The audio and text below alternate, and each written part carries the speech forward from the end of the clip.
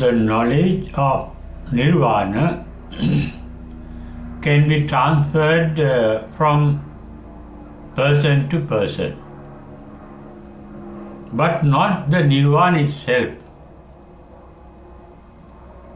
If nirvana were to be a phenomenon that can be transferred from person to person, the Buddha and his disciples could have transferred nirvana to all that they came across. Therefore, by now we all could have been enlightened.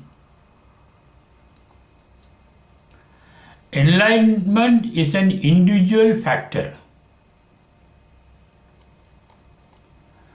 It can be described, but it cannot be known.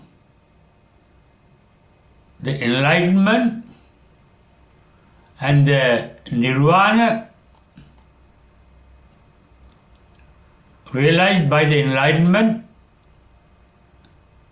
are in the category of the unknowable. Knowledge is the knowable. It is only the knowable that can be transferred from one person to the other person.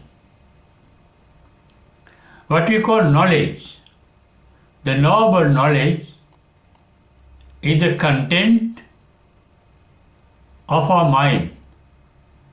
Mind is the container and knowledge is its content. That content can be transferred.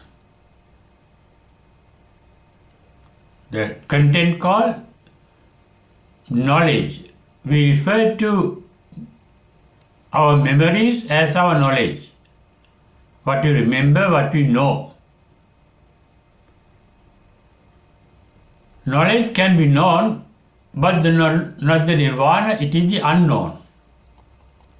The reason for this, to know something, there must be a knowable factor and a knower. Nirvana is free from all dualism. There is no knowable and neither a knower. It is the complete irrigation of the knowable and the knower that lead to the realization of nirvana. What is knowable is the content of our mind. Our mind contains ideas, they are memories written in our brain cells, views, how we look at things, thoughts, they are also ideas, feelings. In fact, all those things are motions in the mind. Feelings are emotions and thinking is a motion. It is the thinking that leads to the commotion in the mind. It is silence in this, tranquility in this commotion that is called samatha. And the technique of tranquilizing the commotion in the mind is called samatha bhavana in Pali, in the Buddha's language. It is by tranquilizing the commotion of the mind that one can realize nirvana. Because nirvana is a tranquil state of mind that is hidden by the mental commotions called thinking and emotions. That is why the Buddha said, thinking is the main element of suffering that we undergo. When you describe in the Four Noble Truths, the first and foremost truth that he described in his first teaching called Dhammacakkappavattana Sutta is dukkha, translated English as suffering. And also he had explained in that sutra the cause of suffering called dukkha samudaya, the cessation of suffering called dukkha nirodha, and the path to end suffering or path for the cessation of suffering he described as dukkha nirodha gavani patipada magga or Arihattangako maggo in Pali. It's called a noble path to enlightenment.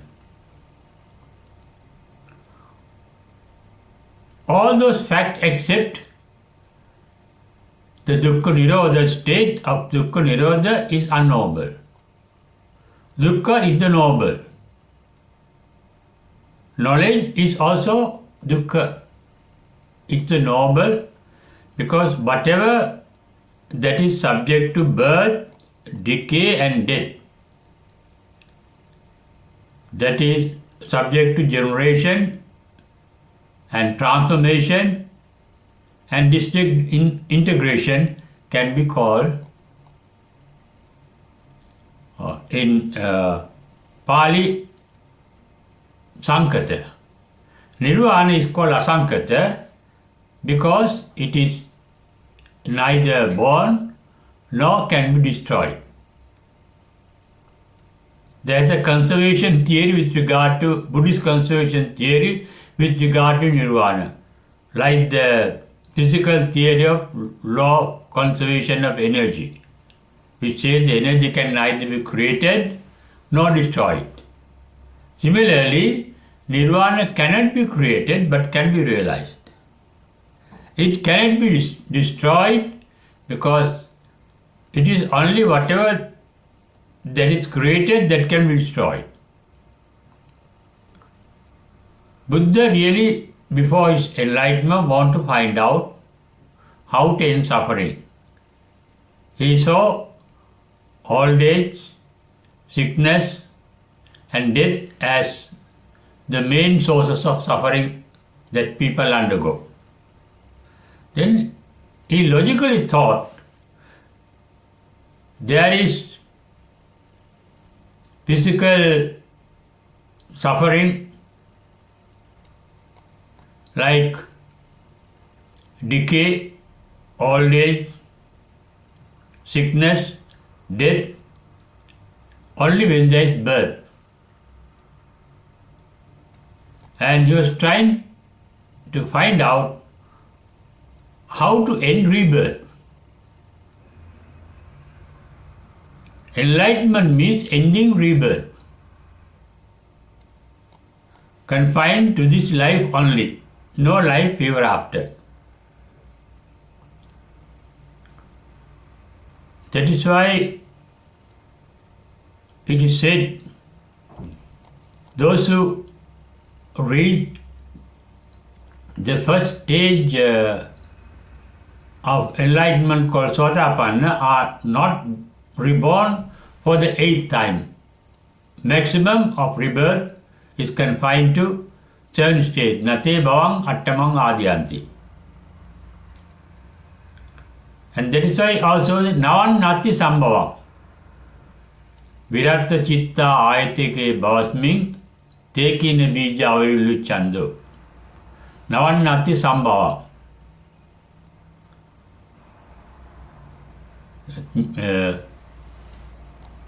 No rebirth thereafter. In Karimi Sutra is said, Dittin Chamarukamba Silva Dasana Sampanno Kamesi Vinaya Gedan Naidadu Gabba Seyam Punretiti. There is no rebirth after enlightenment. And what sort of phenomenon enlightenment is cannot be known because at that stage of enlightenment there is no knower. In the first stage called Sotapanna, the concept of knower vanishes. That is why even Reverend Buddhaghosa said in his Visuddhimagga,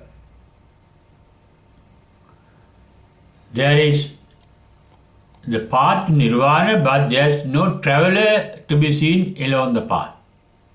And similarly, he said, there is nirvana, but in nirvana there is nobody who has attained nirvana.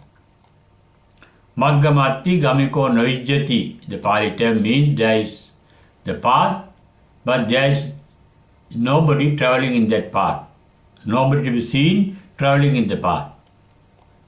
Attinibhuti, there is nirvana, enlightenment, but there is nobody enlightened because there is no separate personality in nirvana. Nirvana, according to Buddha's description,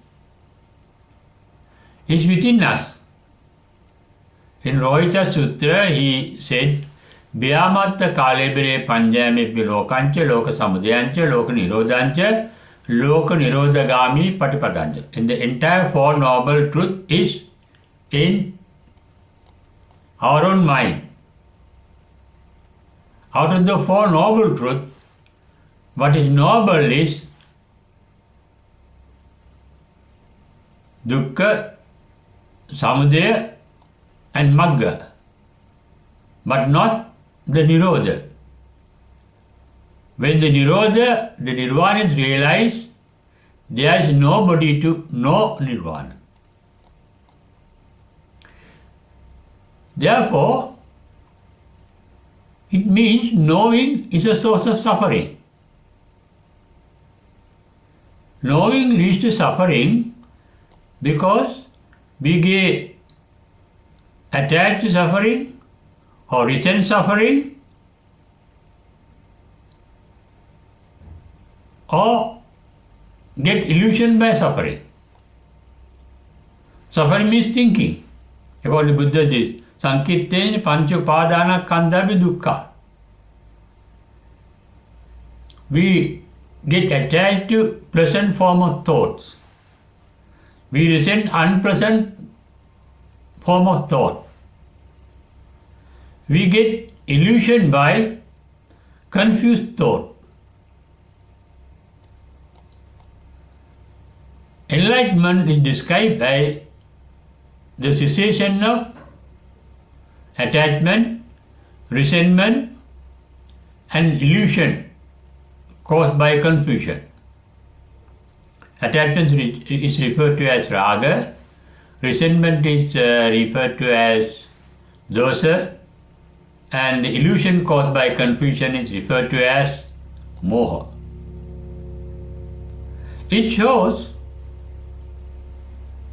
lack of moha is the quality of nirvana, means there is awareness in nirvana. There is awareness in the path to nirvana, and that awareness is called sati in Pali. And the path of nirvana is referred to by the Buddha in the Mahasatipatthana Sutra as Satipatthana, establishing awareness. And that awareness is qualified as Sati Sampadanya, awareness combined with, associated with wisdom. Wisdom is the ability to see the reality of things, to see things as they are, to see the ability to see the real nature of things. For example, everything that is known to us practically is subject to birth, decay and death. Everything is generated and degenerated. Everything appears and disappears. Yam kinchit samudaya dhamman sabbantan nirodhammanti. As the first disciple of the Buddha realized according to Buddha's statement in the Dhammacakkappavattana Sutra. What he realized? Yam kinchit samudaya dhamman sabbantan nirodhammanti. All mental phenomena that are born are subject to death. whatever appears is subject to disappearance. But at the same time, nirvana too is in our mind, dukkha nirodha. Those who have attained enlightenment, enlightened ones, have mentioned, and even the Buddha too have mentioned, there is the phenomenon of knowing is the basis of nirvana, it's a quality of nirvana. In Kevada Sutta, Buddha referred to this knowing nature as vijnana, because the verbal meaning of vijnana is sensation. There is the knowing nature of vijnana, vijnanam anidassanam. There is no material example that can be defined as the sensation or the knowing nature of nirvana. Experiences of enlightened ones also mention that knowing nature is neither born or to die. There is no birth, decay and death in this particular nature, and that is referred to as an eternal nature. And it is an eternal nature of bliss. Why it is a bliss? That knowing nature is free from the mental content of images, thinking, feelings, emotions, attachment, resentment, illusions, etc. And it is an empty mind. Nirvana is referred to as sunyata. Sunyata means emptiness. When the mind is empty, there is nothing for the mind to know in the mind. There is no knowable in the mind, empty mind. It is a knowable that leads to suffering. Because whatever that is knowable can be pleasant, unpleasant or unreal. In fact, all the known can be said unreal, actually not real. But what is actually real according to Buddha's teaching is nirvana, but that is an unknowable reality.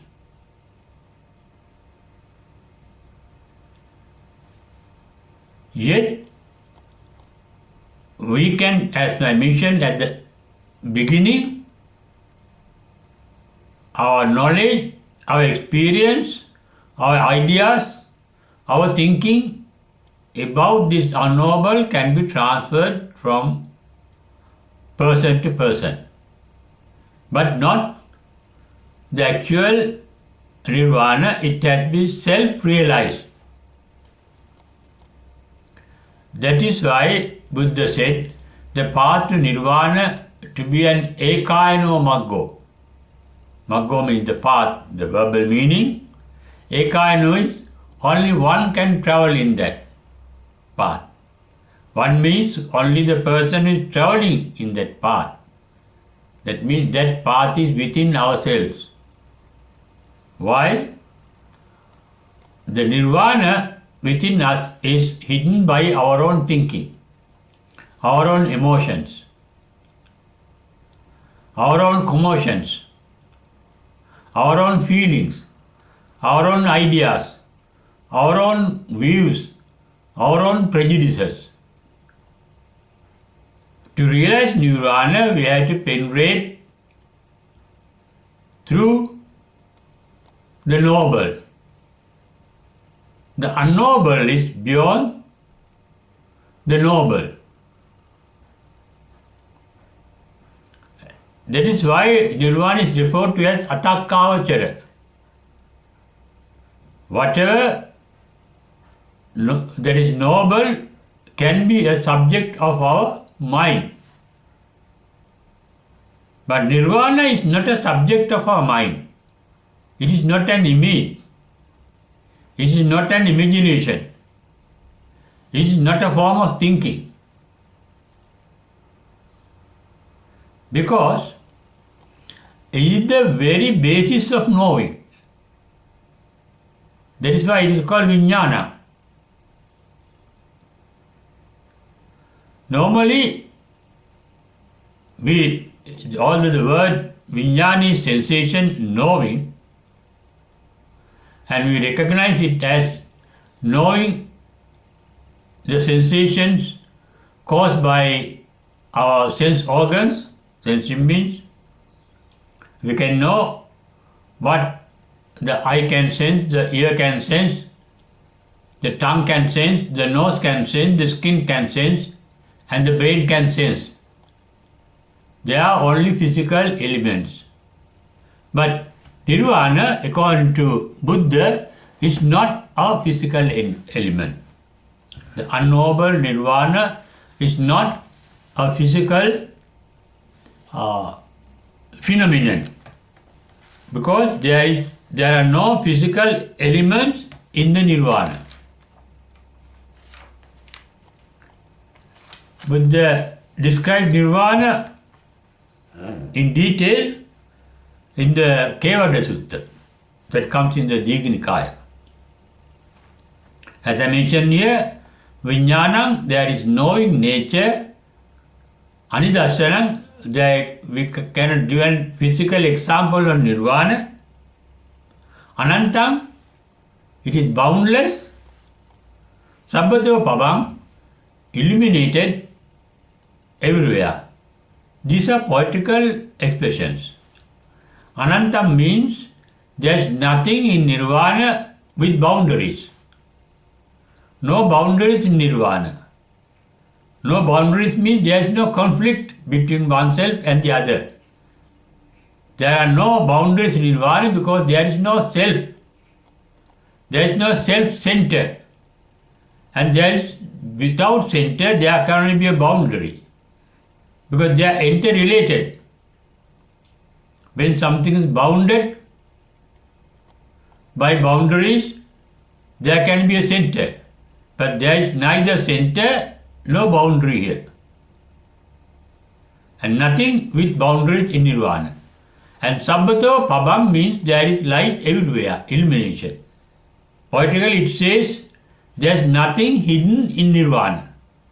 That means there is no content in nirvana that we cannot see. Everything is visible. That is why I say at the enlightenment, chakkum udapadi. There arose the insight, the visibility. Chakkum means eye, but here it refers to the capacity of the eye to see. And it is non-physical. This is how it is said in the Kevada Sutta. Etta apocha patavi tejo vayo nagadati. There is no patavi, apo, tejo, vayo in nirvana. The four physical elements. In Buddhist science, the physical elements are not things but activities. Patavi means yan taddalakkanam tam patavi. Getting pressed to each other. When there are no things in nirvana, nothing can get pressed to each other. Nirvana is emptiness, sunyata. Because of sunyata, there is no the element of pressing together in nirvana. No gravity. One element pressing another element. Yantaddalakkanam patavi is not there in the nirvana. Apo means when in the physical world, when two elements get pressed to each other, they get bound to each other. And it is the binding nature that is referred to as apo. Yang abandan lakkanan tang apo. And tejo. Tejo means when two elements are bound to each other, they get heated. They generate an electromagnetic heat. Because every element in this universe is made up of atoms and subatomic atomic particles. And then they contain electricity. Electrons are units of electricity in the atoms. Every physical element is made of atoms, according to even the philosophers that lived in Greece during the time of the Buddha. And when there is electrical heat, electrical charge, that generates electromagnetism.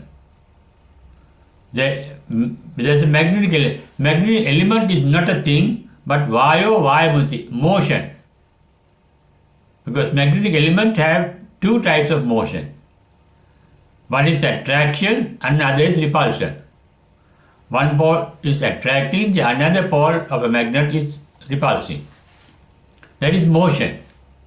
There is no motion in nirvana.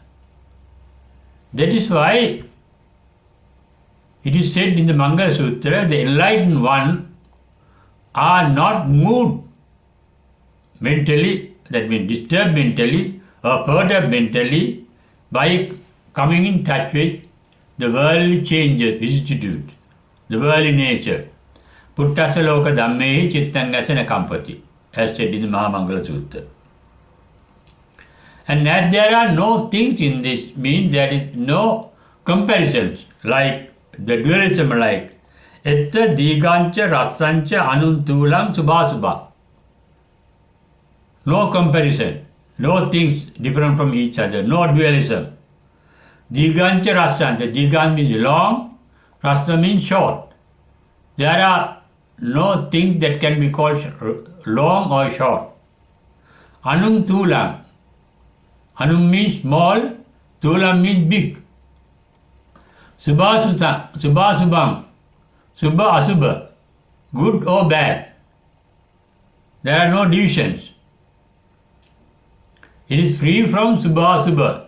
That means it is free from subha, means sukha and dukkha. No pleasure, no pain. Etta namancha rupancha asesam uparujyati. There is no name and form. Nama means name, but here means the mind. There is no physical element, no mental element in the nirvana. That is why it becomes unknowable. No physical element to know, because our mind is a physical element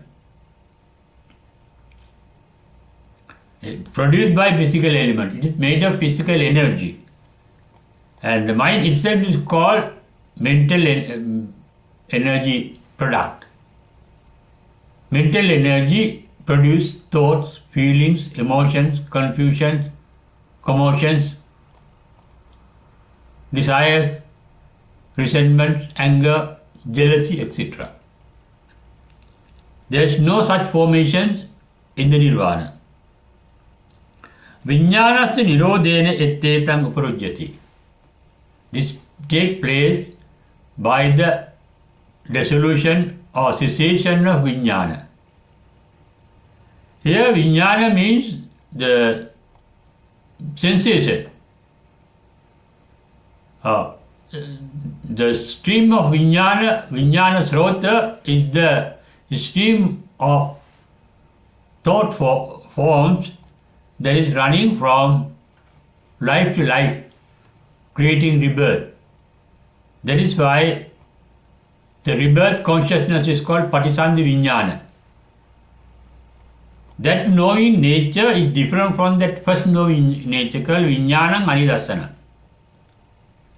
This is sensing a new birth in a new womb, in a new nucleus, that Vijnana. Other Vijnana is the ability for sensation. But there is no activity called sensation. When there is activity, activities are born to decay and die.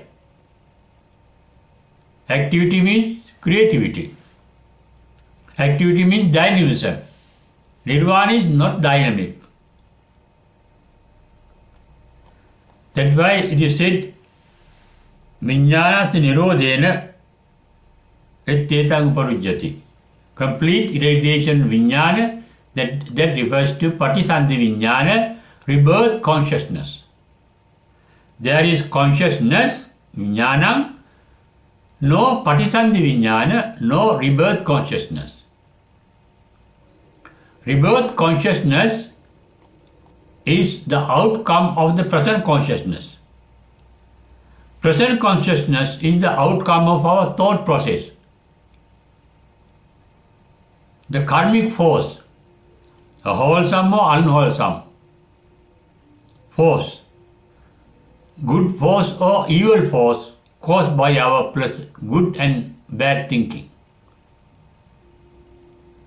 meritorious and evil thinking, because they generate a force that gives us a rebirth to undergo the result of our thinking. The enlightened ones are free from rebirth because they are free from thinking. That is why Buddha, in his first eternal joy, said, Visankara gatan chittam. Thinking process ceased at my enlightenment. We think when we like something, when we dislike something, or when we are illusioned by something. That means, according to Buddhist teaching, thinking is based on attachment, resentment, and illusion, referred to in Pali as raga, dosa, moha. Enlightenment means freedom from raga, dosa, and moha. And that is referred to as vita raga, vita dosa, vita moha. In such a state of mind,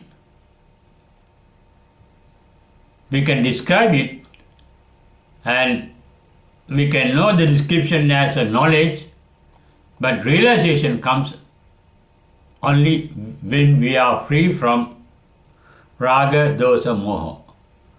When we become vitaragi, vitadosi, vitamohi. When we are free from attachment, resentment, and illusion. It is difficult to free from illusion because all what we know are illusions. All the data, all the information that we have in our mind are produced by our sensory organs. What we have read, we consider as our knowledge. What we have heard, we consider as our knowledge. What we have experienced, we consider it as our knowledge. What we have felt, we consider as our knowledge. Knowledge is sensory experience, the result of the sensory experience. All sensory experiences are imperfect.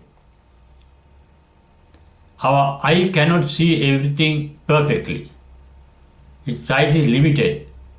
Our hearing is limited. Our smell is limited. Our taste is limited. Our touch is limited.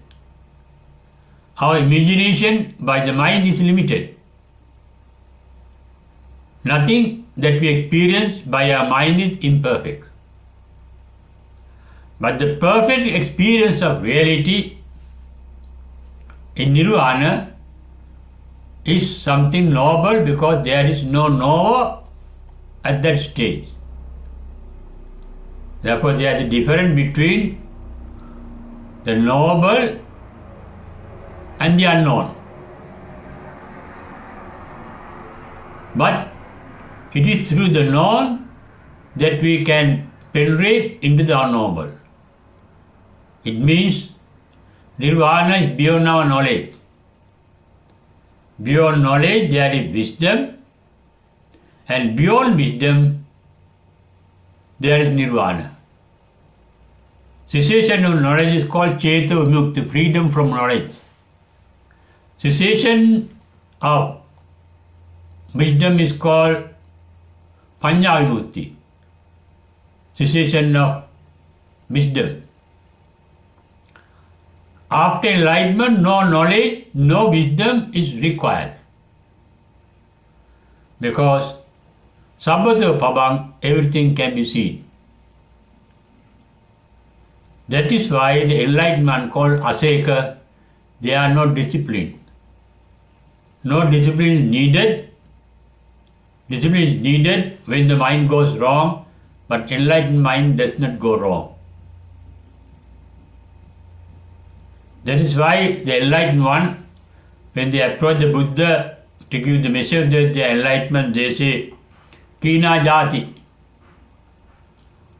I am not going to be reborn again. Vositam Brahmacharyam, I have completed the sublime behavior, mental, verbal and physical behavior. Katang Karaniya, I have done everything that has to be done. Katang Karaniya. Naparang Ittataya, there is nothing more to be done. That means there is no wisdom needed, no knowledge needed, no karma needed, and that is dead. And those are only words. We can form ideas, but the state referred by these words can be said unknowable.